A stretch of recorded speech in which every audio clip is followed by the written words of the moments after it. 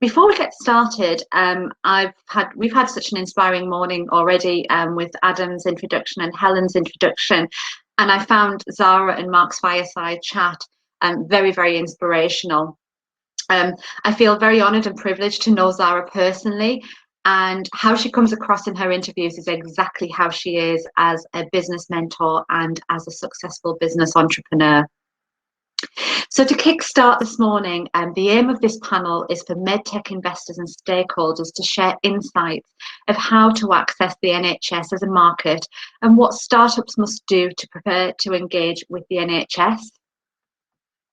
I'm delighted to have with me this morning my four panellists, Gary Shuckford, who's investor and MedTech entrepreneur, Mo Nazir, who's also an investor and MedTech entrepreneur.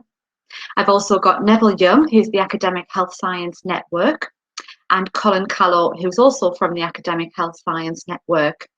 I'm going to introduce each of my panellists individually to come to the main stage and give a brief introduction about themselves.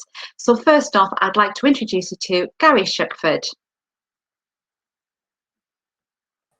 Hello, good morning. Gary Shuckford. So I've spent actually 30 years in healthcare, which is quite a long time. 20 years of that in a startup that is now actually one of the leading healthcare companies in the UK. So I've seen the company from startup through to scale, mostly been involved in business development and operations.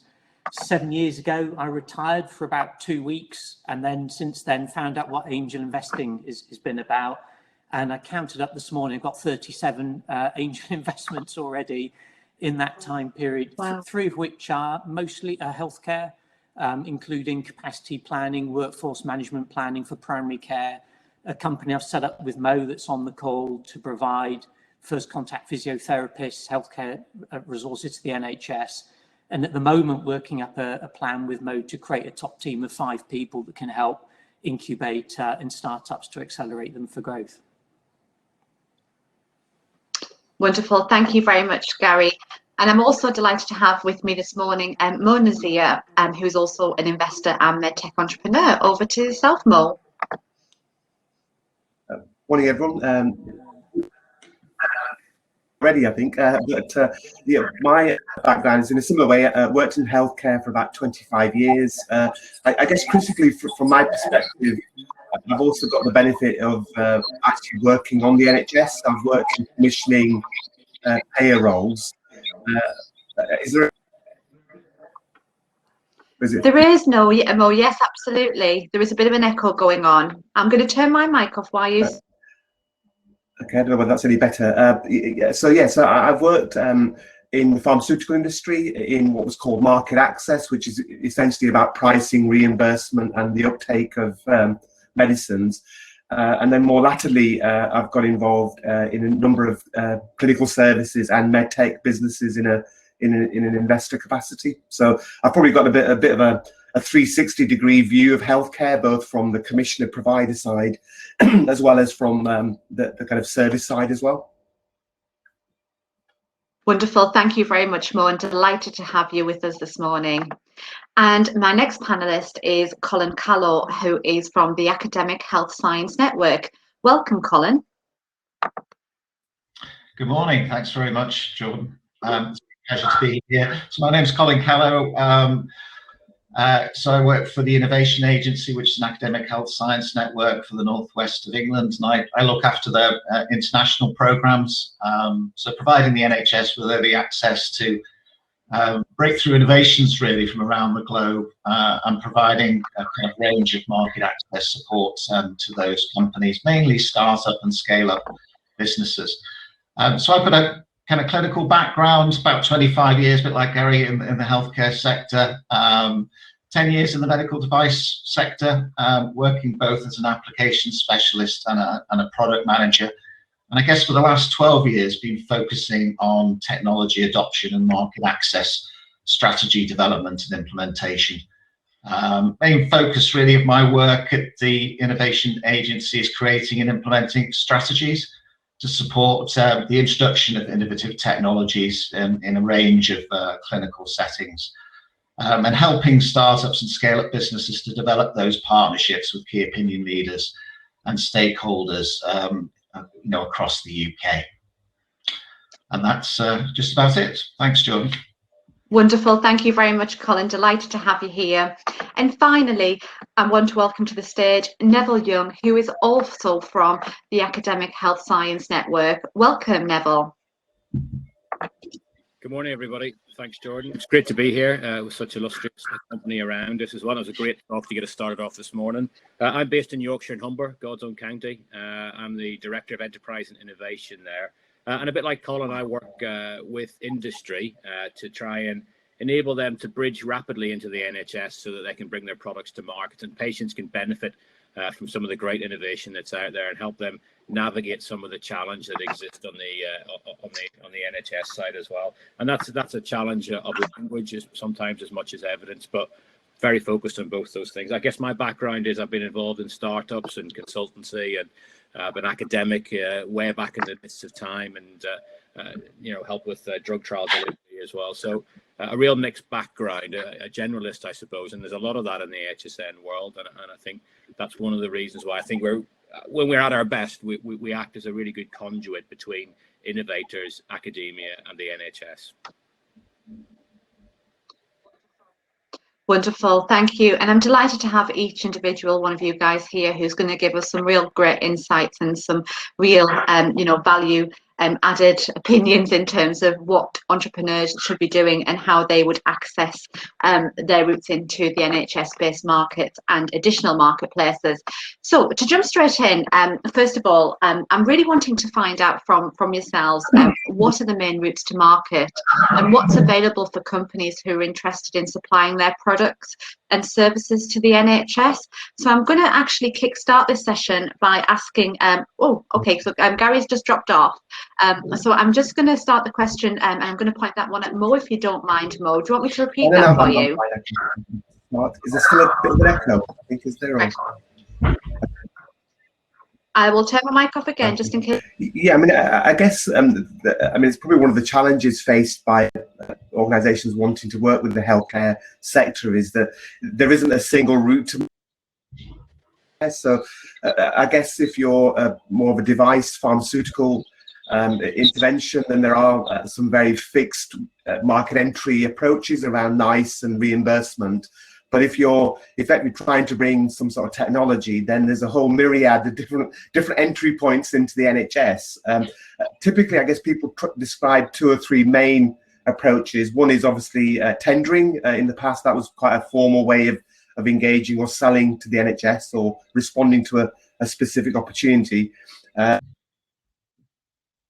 Business-to-business engagement or direct selling. Increasingly, if part of what you're providing is around a solution for a healthcare provider, then a lot of providers are open to a conversation around working together. And there's a fair degree of kind of joint venturing and partnering that goes on as well, really. I suppose, that's probably the next question, is that there are obviously lots of challenges with each of those different ways of engaging with the market. Oh, Jordan, you're on mute.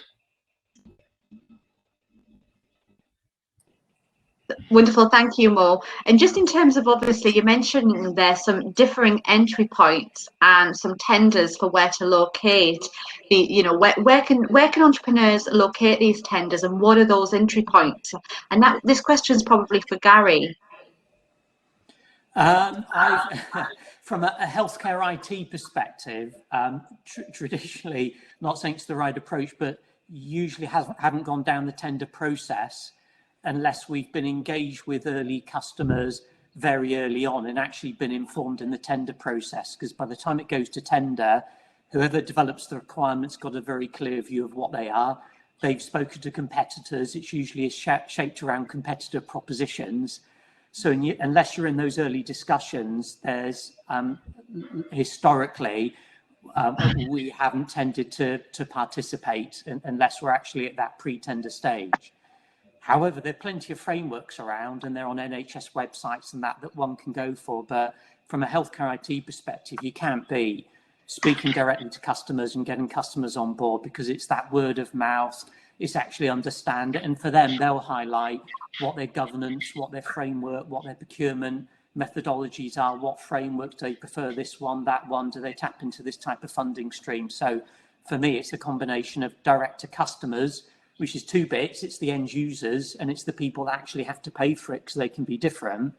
And it's also getting out to trade shows and exhibitions because it's a good way to speak to lots of people, lots of companies, lots of NHS staff that will help you navigate that. And for a day's worth of an exhibition, you can get so much insight to navigate the complexity of access to the market. Thank you very much, Gary. That's really, really useful. And just in terms of these main routes, and this is a question for Colin, if you don't mind, out of the main routes that Mo's highlighted, what's the, the challenges and what's the advantages of each of these markets? Oh, I could talk for the next. Sorry, Jordan, do you want to go on mute? So I'm getting a bit of an echo. I think you posed the hardest question there to me, Jordan. I mean, there's advantages and challenges with each of those. I'd say probably 5 main direct routes. Most commonly, I guess, with the companies that we're working with, which are early stage kind of startup scale businesses, it's selling direct to trust. And of course, the advantage of that is it's, a smaller number of tenders to compete against potentially. It perhaps helps you to have a better awareness of that particular trust's needs. You've got sometimes, well, through our facilitation, you're getting that direct connection with clinicians that are involved in the purchasing process, which is really helpful. And of course, by working directly with a trust, it kind of encourages innovation and that kind of R&D in those emerging treatments or services that those technologies provide. Of course, that provides a challenge in terms of identifying the right individuals and making decisions, the right buyer as such, and that's can be quite a fragmented process because you're having to go from trust to trust. Whereas, getting yourself in the supply chain catalogue gives you that great visibility. It also means that NHS buyers have access, to and visibility of your product. But that's a very highly competitive kind of process. So thinking about things like national framework agreements that have been mentioned or local framework agreements, that's another route. There are certain trusts that are very innovative in this space that will actually undertake and develop a framework on your behalf, and you can either pay for that up front or you can have some kind of revenue share agreement once that framework is in place. And then, of course, as already mentioned, I think by Gary, was the government tenders, the OG process, collaborative purchasing agreements are the other kind of routes that I'm familiar with. Does that answer some of your questions, Jordan? It does, absolutely, Colin. And I think to follow that on as well, Neville, this one's for yourself. What about what's the timescales? An entrepreneur who's actually looking to access these markets, how long does it typically take them to access the markets, go through the tendering process? And I guess obviously the business is going to have so many other things happening over here in terms of prototypes and R&D going on, but typically, from accessing a tender to getting in front of that tender process to actually being involved potentially, how long does that process take so that an entrepreneur knows when to commence those applications? I think that's another really challenging question, Jordan, as well, and it's how long is a piece of string, really. I mean, I think if we look at what's happened over the pandemic over the last 12 months, some of those business deals have been prosecuted at an alarmingly rapid rate. Digital products going into the NHS, there's been more progress in terms of, procurement and distribution and use of digital products, for example, into primary care in the last sort of 12 months, and there's been in the 10 years before that. So it can be done quickly. It's not always done quickly. And I think if you're entering in discussions around, a procurement with a particular organization, that's one of the things you should discuss. You should try and put some timelines on it yourself and try and control as much of the process as possible. That's not always within your gift, but it's a conversation worth having. It helps set expectations and enables people to move forward with a little bit more confidence. So I don't think there's a hard and fast answer there as well. The need of the system, it really dictates what's going on. So if you're going to an organization that's just had a particularly poor CQC inspection and they've identified a few areas that need to be improved, and you've got an innovative solution that will do that, you'll probably find that things happen very, very quickly. That might not be the same in the trust next door. And I think that's some of the challenges you have when you're selling trust by trust. I think one of my messages today to try and get across as well is that when you do get a customer and you do roll your product out into that market, continue to collect evidence that contributes to your business case and your value proposition as you do so, because it'll make your next sale that much easier. Really try and understand the implementation process that you've gone through with that site that's adopting your innovation, and feed that into your business pitch for your next customer as well. So I think that time question is very hard to answer, but when you do get that customer, there's a lot of things that you should do to prosecute that conversation into a business transaction and that enables your product to be rolled out, and then continue to build on your business proposition through the evidence that you generate through that rollout would be my message.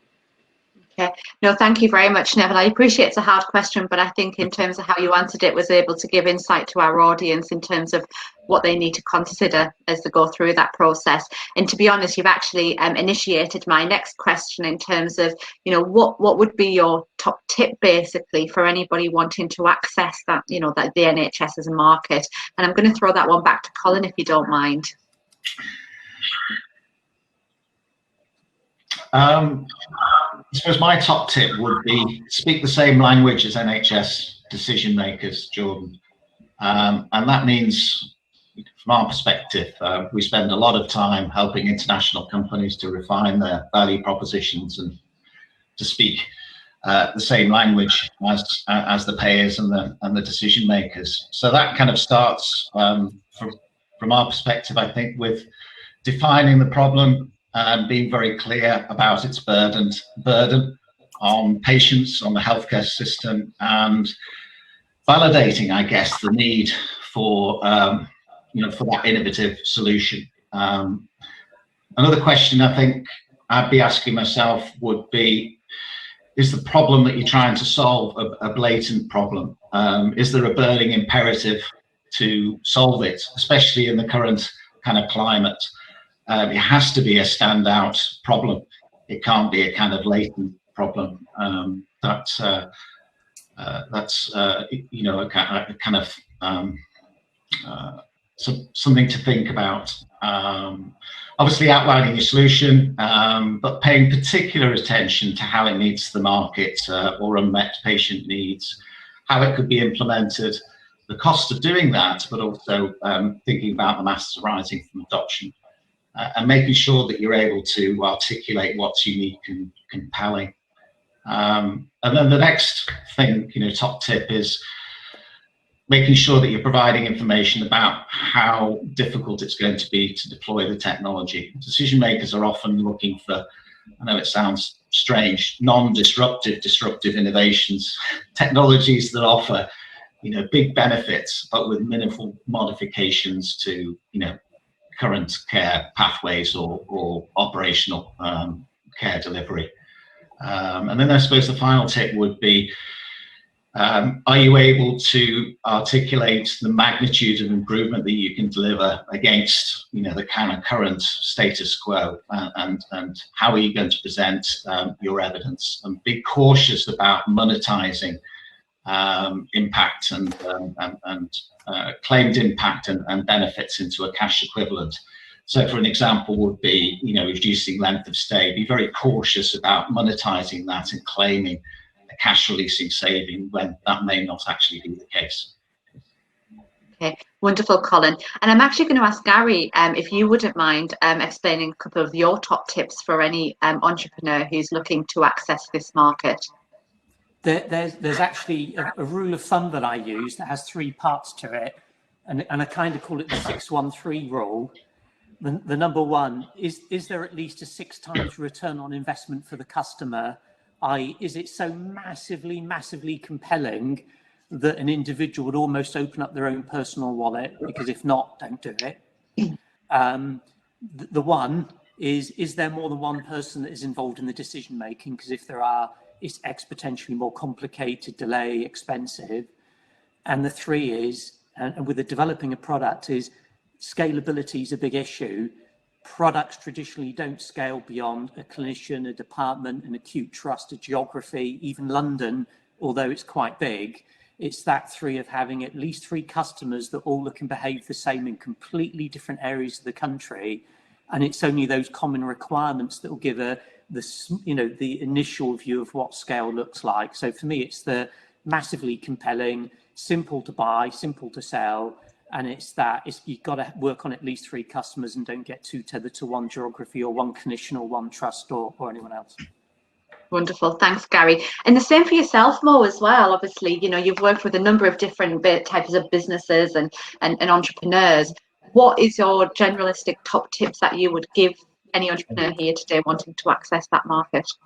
I guess probably more tactical tips rather than the strategic ones. But I guess building on what Colin said earlier, I guess obviously the general imperative for any business is be clear what your problem is.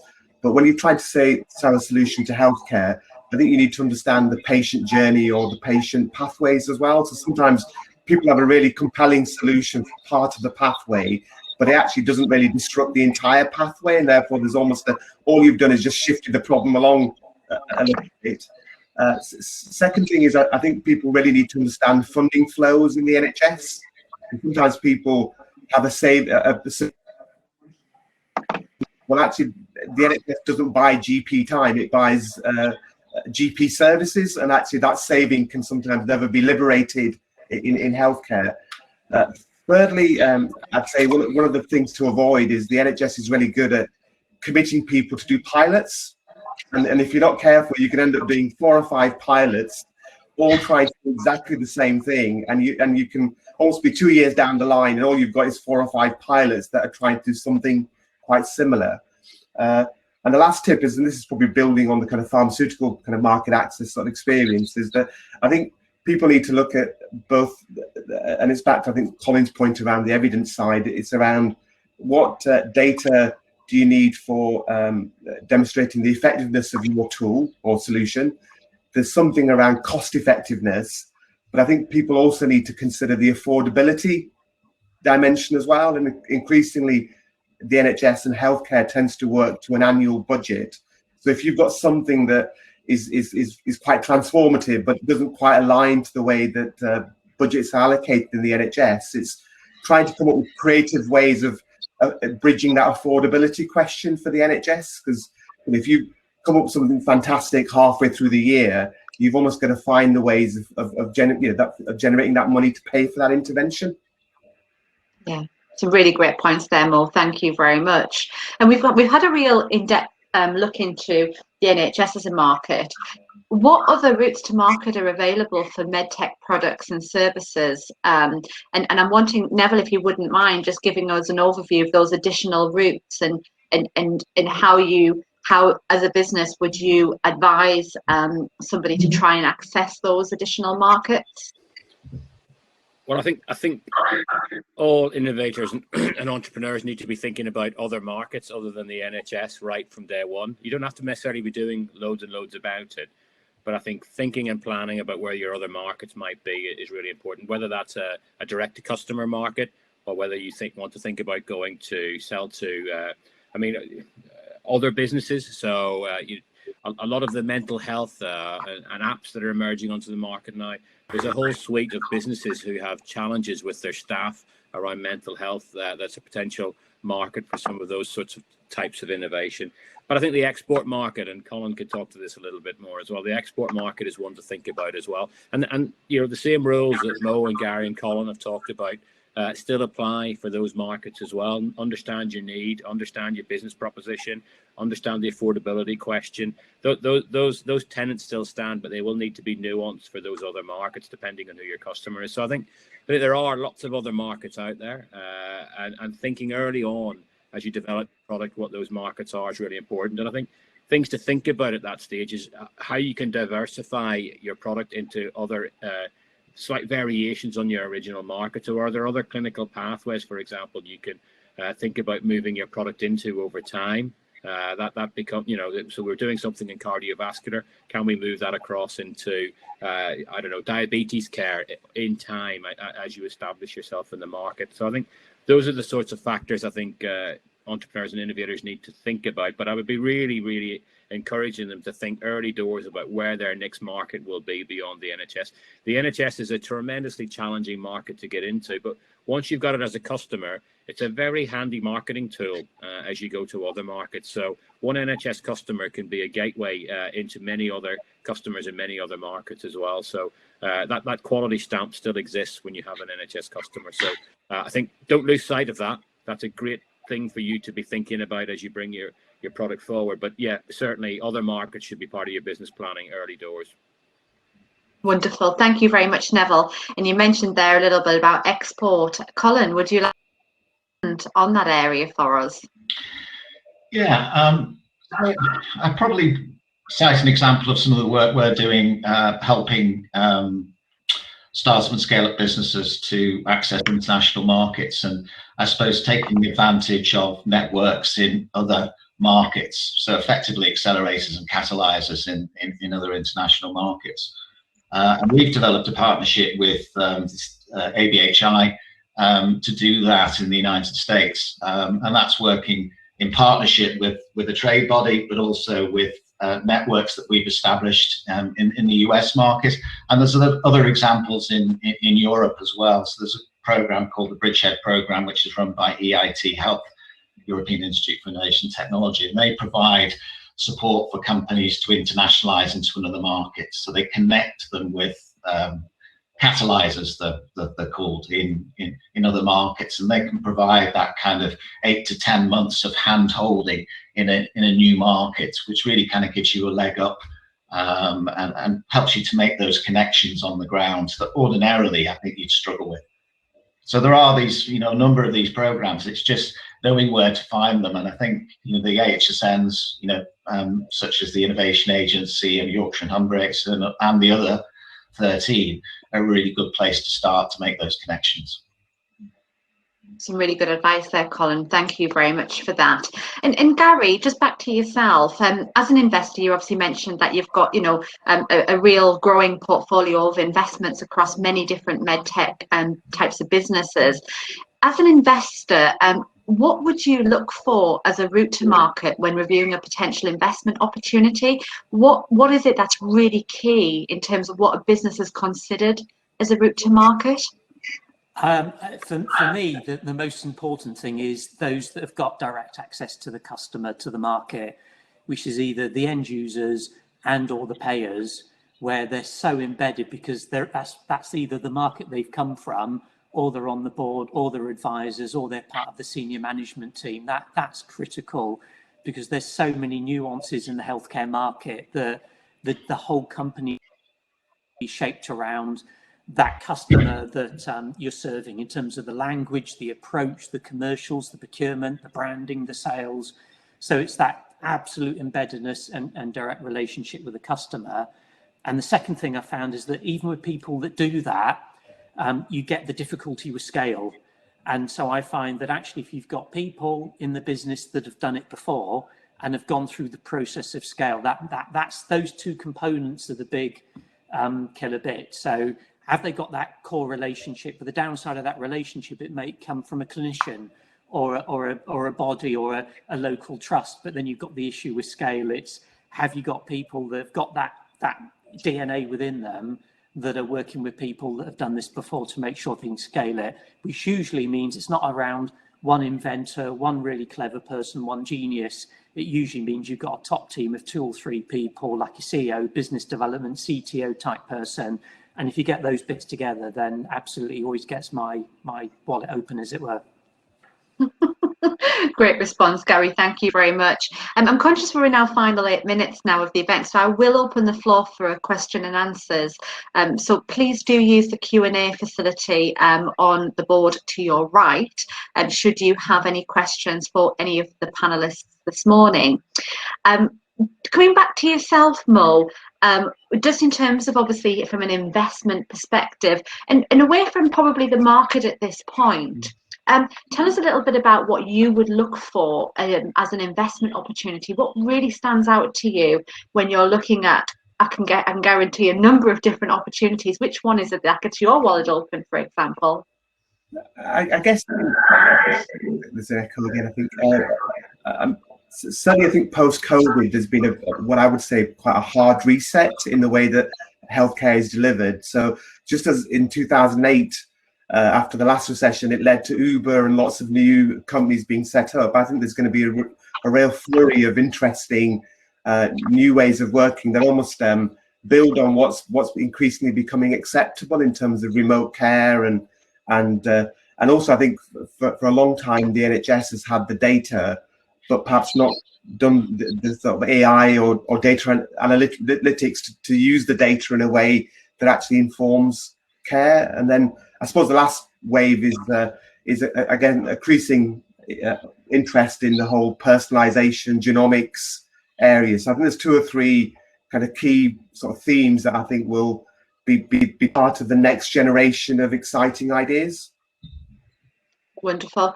Thank you, Mo. And back to yourself, Neville. Obviously, Mo started to talk about some of the emerging technologies. What are you seeing as being sort of the trends and technologies that you think are emerging into the MedTech sector? And in addition to what you're seeing, what funding have you seen that are available for these type of businesses? Well, I think I think Mo's onto something there, isn't he? I mean, the hospital of the future will have less beds in it than hospitals do now. I mean, there's a £650 million hospital bill going on in Leeds at the moment, and at the end of that bill, there'll be fewer beds available than there are today. And the whole drive is to keep people out of hospital, to keep people well, and to turn the NHS into a wellness service as much as an illness service.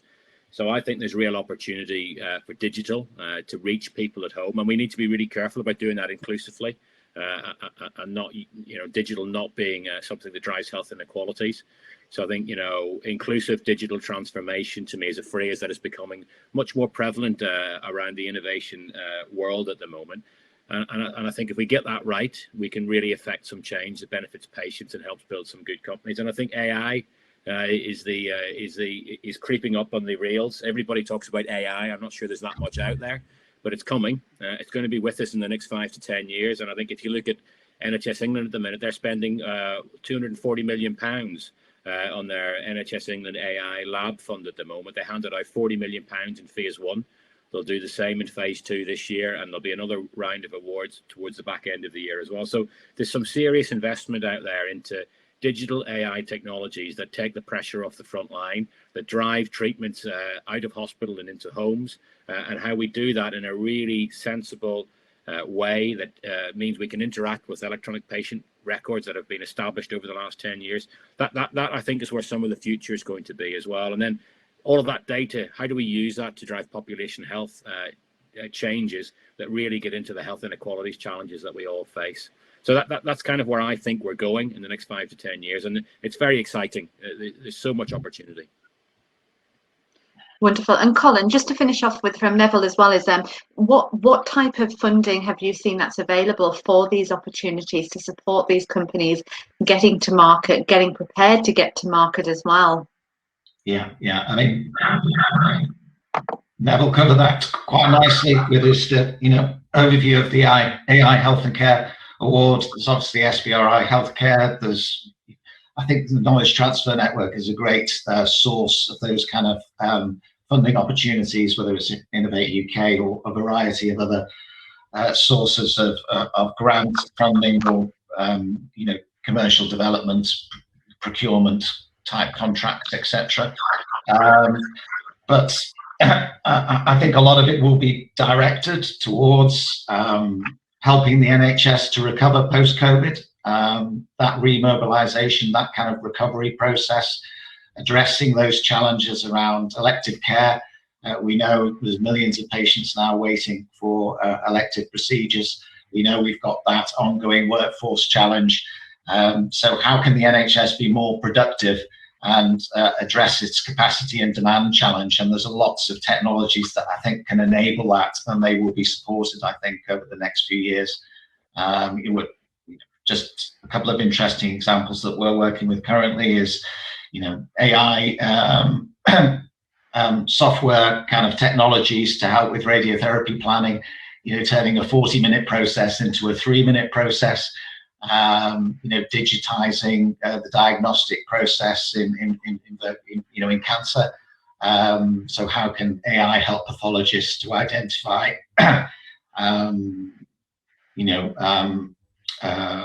metastatic spread of cancer from a digital slide?